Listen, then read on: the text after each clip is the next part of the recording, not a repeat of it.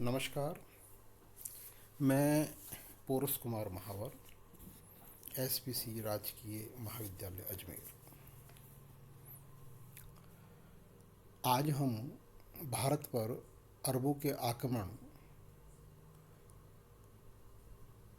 आक्रमण के प्रभाव इस पर चर्चा करेंगे। विश्व इतिहास में इस्लाम धर्म का उत्थान एक महत्वपूर्ण घटना है।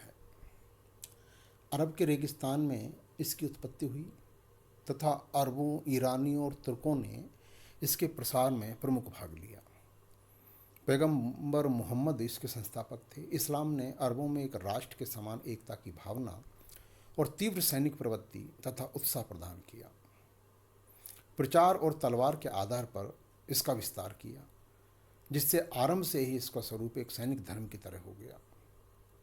100 वर्षों से भी कम समय में इसका और इसके समर्थकों के साम्राज्य का विस्तार पश्चिम में अटलांटिक समुद्र से पूर्व में सिंधु नदी तक और उत्तर में कैस्पियन सागर से दक्षिण में नील नदी की घाटी तक हो गया, जिसमें स्पेन, पुर्तगाल, फ्रांस का दक्षिणी भाग, उत्तरी अफ्रीका, संपूर्ण मिस्र, अरब, सीरिया, मेसोपोटामिया, आर्मीनिया, पर्शिया, संपूर्ण मध्य एशिया, अफगानिस्तान, बलूचिस्तान, सिंध आदि सम्मिलित थे।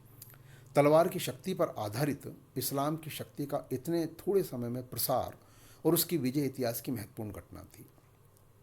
विभिन्न छोटी छोटी शक्तियाँ और धार्मिक संप्रदाय ही नहीं, अपितु बड़ी बड़ी शक्तियाँ और प्राचीन धर्म भी इस्लाम की बढ़ती हुई शक्ति के आगे झुकते चले गए। यूरोप के ईसाई राज्यों ने इस्लाम की शक्ति को रोकने के लिए विभिन्न प्रयत्न किए और यदि 716 ईस्वी में कुस्तुनतुनिया के निकट थियोडोटस तृतीय ने तथा 732 ईस्वी में टूअर्स के युद्ध में चार्ल्स ने इस्लाम की सेनाओं को परास्त करने में सफलता न पाई होती, तो संभवतः संपूर्ण यूरोप इस्लामी सत्ता और धर्म को स्वीकार करने के लिए बाध्य हो जाता। इसके पश्चात भी यूरोप इसके भय से मुक्त न हो सका। ऑटोमन तुर्कों ने एक बार फिर इस्लाम की शक्ति के आगे झुक गया और ईसाई राज्यों के संयुक्त प्रयत्न तथा विभिन्न धर्म युद्ध भी इस्लाम के तूफान के आगे असफल रहे। इसी इस्लाम की बढ़ती हुई शक्ति का मुकाबला भारत को भी करना पड़ा। प्राय 300 वर्षों तक भारत ने अपनी उत्तरी पश्चिमी सीमाओं पर इसे रोके रखा, परंतु अंत में वह परास्त हुआ और इस्लाम ने भारत में प्रवेश किया। भारतवर्ष के अंदर अरबों के जो प्रारंभिक जो आक्रमण थे वो सिंध पर हुए, और जब अरबों के सिंध पर आक्रमण हुए उस समय अगर हम भारत की स्थिति देखें तो हम ये पाते हैं कि शक्तिशाली गुप्त साम्राज्य के नष्ट हो जाने के पश्चात सम्राट हर्ष ने एक बार फिर से भारत को एक विस्तृत और दृढ़ साम्राज्य को स्थापित करने की कोशिश की। हर्ष अपने उद्देश्य में आंशिक रूप से सफल रहा। वह दक्षिण भारत तो क्या संपूर्ण उत्तर भारत को भी अपने शासन का अधीन न कर सका। तब भी हर्ष के समय में उत्तरी भारत में शक्तिशाली दृढ़ साम्राज्य था, जो शक्ति और संपन्नता की दृष्टि से किसी भी विदेशी आक्रमण का मुकाबला करने में समर्थ था। परंतु हर्ष की मृत्यु के बाद उत्तरी भारत की एकता खंडित हो गई। विभिन्न स्थानों पर स्वतंत्र राज्यों की स्थापना हो गई और नवीन राजवंशों की उत्पत्ति हुई। ऐसा नहीं था कि वे सभी राज्य छोटे छोटे और दुर्बल थे, बल्कि इनमें से विभिन्न राज्य शक्ति और विस्तार की दृष्टि से काफ़ी विशाल थे, परंतु उनकी दुर्बलता का मुख्य कारण उनकी पारस्परिक प्रतिस्पर्धा थी। विदेशी परिस्थितियों से पूर्णतः अनभिज्ञ और विदेशी आक्रमणों के प्रति उदासीन वे सभी राज्य यश और साम्राज्य विस्तार के लिए आपस में युद्ध करते रहते थे। भारत की राजनीतिक दुर्बलता का यही मुख्य कारण था। उस समय अफगानिस्तान में हिंदू राज्य थे। चंद्रगुप्त मौर्य ने इस प्रदेश को सेल्यूकस निकेटर से जीता था। उस समय से वह एक हिंदू राज्य रहा।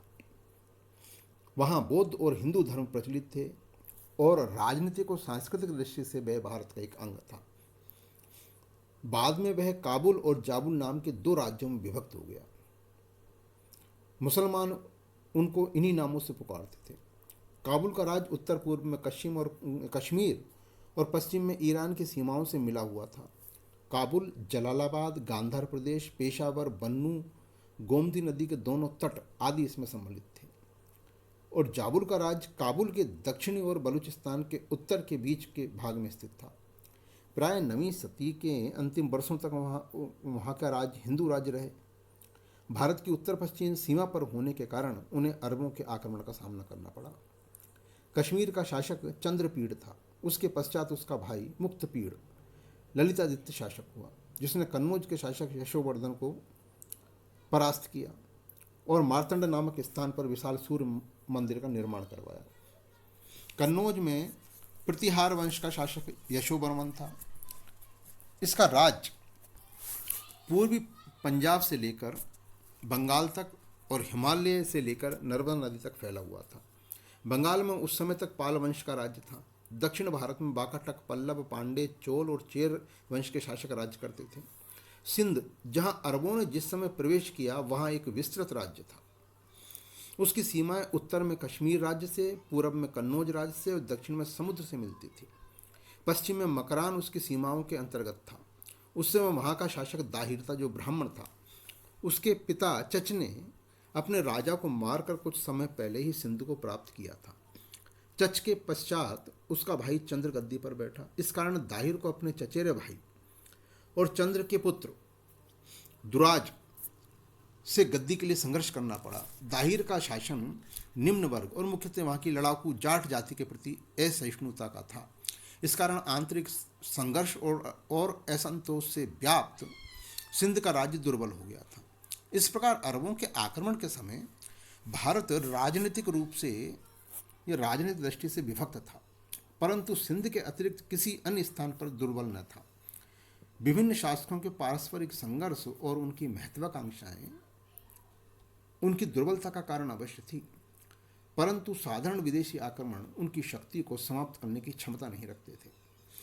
सामाजिक दृष्टि से भारत उस समय भी विभिन्न जातियों में बटा हुआ था, जिनमें आपस में खान पान और विवाह संबंध नहीं थे, परंतु तब भी जाति व्यवस्था बहुत जटिल नहीं हुई थी। जाति परिवर्तन ने विदेशियों को हिंदू समाज में स्थान प्राप्त होना और अंतर जातीय विवाह उस समय तक संभव थे। स्त्रियों का समाज में सम्मान था, वे शिक्षा प्राप्त करती थी, उनमें पर्दा प्रथा नहीं थी, वे सामाजिक व प्रशासनिक कार्यों में भाग लेती थी और उनके लिए स्वयंवर की प्रथा प्रचलित थी। परंतु स्त्रियों की स्थिति पुरुषों के समान न थी। पुरुष एक से अधिक स्त्रियों से विवाह कर सकते थे, परंतु स्त्रियां ऐसा नहीं कर सकती थी। शासक वर्ग में सती की प्रथा लोकप्रिय होती जा रही थी। व्यक्तियों का आचार विचार अच्छे थे, उनका भोजन अधिकांश से प्याज, लहसुन, मांस व शराब से मुक्त था और वे सात्विक जीवन पर बल देते थे। शिक्षा में धार्मिक शिक्षा के अतिरिक्त विज्ञान, ज्योतिष, चिकित्सा आदि का प्रमुख स्थान था। नालंदा, बल्लभी, काशी और दक्षिण के भी अनेक स्थान शिक्षा के केंद्र बने हुए थे। देश में हिंदू और बौद्ध धर्म की प्रधानता थी। आर्थिक दृष्टि से भारत संपन्न था।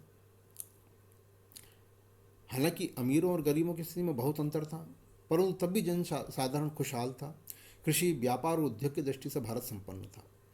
इस प्रकार अरबों के सिंध पर आक्रमण के अवसर पर भारत राजनीतिक, सामाजिक, आर्थिक और सांस्कृतिक दृष्टि से दुर्बल नहीं माना जा सकता था, परंतु भारत में विभिन्न राज्यों की पारस्परिक शत्रुता, सैनिक क्षमता को बढ़ाने के प्रति उदासीनता और जनसाधारण में देशभक्ति का अभाव ऐसी दुर्बलताएं थी जो उस समय प्रकट होने लगी थी और जिन्होंने उनके भविष्य के इतिहास को गंभीरता से प्रभावित किया। जब सिंध पर अरबों का आक्रमण हुआ तो इस आक्रमण के बहुत सारे कारण थे। आक्रमण अनायास नहीं हुआ, और अगर हम ये बात करें कि क्या कारण थे और क्या आक्रमण, कैसे आक्रमण हुआ, तो हम ये देखते हैं कि भारतीयों का अरबों से संपर्क उनके द्वारा सिंध पर आक्रमण किए जाने के समय से प्रारंभ नहीं हुआ था। उससे पहले अरब निवासी भारत के दक्षिण पश्चिमी तट के प्रदेशों में व्यापार के लिए आया करते थे। इस्लाम को स्वीकार करने के पश्चात भी अरब निवासी भारत में व्यापार करते रहे, परंतु खलीफाओं की धर्म और साम्राज्य विजय की लालसा ने अरब और भारत के संबंध व्यापारिक मात्र नहीं रहने दिए। अरबों ने अपनी विजय लालसा के कारण खलीफा उमर के समय में 636 ईस्वी में बंबई के निकट थाना नामक स्थान पर आक्रमण किया। परंतु वह आक्रमण विफल रहा। इसके पश्चात अरब जल और थल दोनों मार्गों से भारत पर आक्रमण करते रहे, परंतु बाद के आक्रमणों का मुख्य उद्देश्य सिंध के सीमावर्ती क्षेत्रों को जीतने तक सीमित रहा। मकरान, आधुनिक बलूचिस्तान को जीतने से अरबों के कई प्रयत्न असफल हुए, परंतु अंत में 8वीं शताब्दी के प्रारंभ में अरबों ने मकरान को जीतने में सफलता पाई। मकरान की विजय ने अरबों के लिए सिंध मार्ग का विजय प्रशस्त किया। अरबों के सिंध पर आक्रमण करने के मुख्य उद्देश्य धार्मिक, राजनीतिक और आर्थिक थे।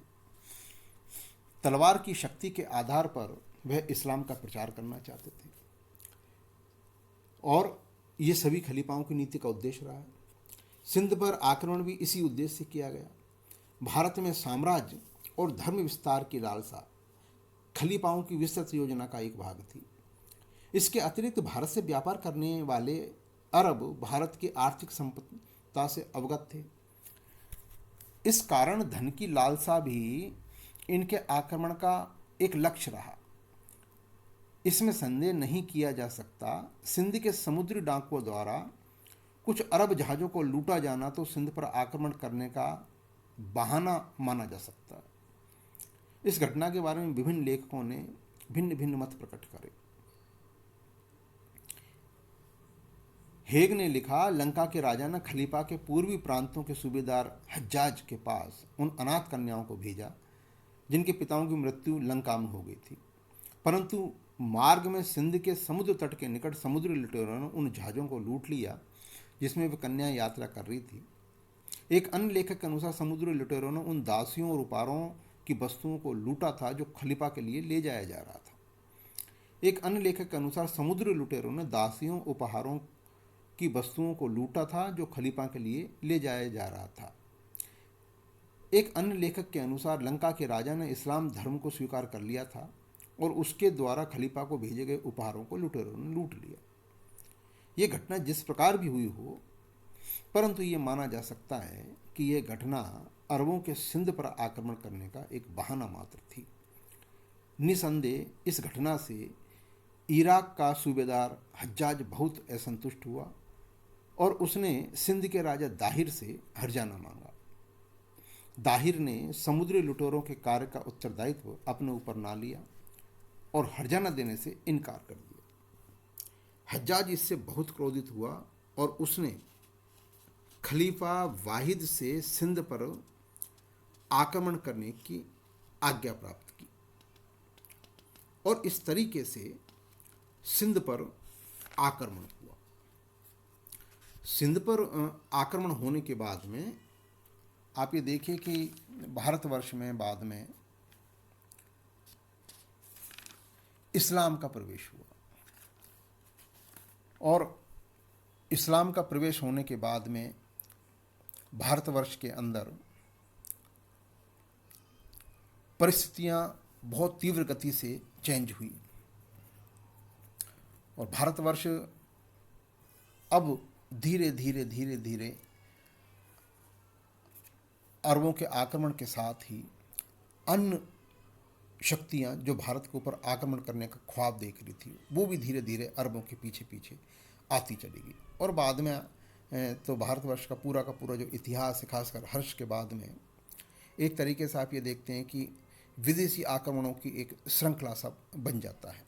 तो इस तरीके से भारतवर्ष के अंदर जब खासकर सिंध पर जब आक्रमण होता है पहला, उस सिंध पर आक्रमण दरअसल अरबों के लिए भारत के द्वार खोल देता है, या यूँ कह सकते हैं कि इस्लाम के लिए भारत के द्वार खोल देता है।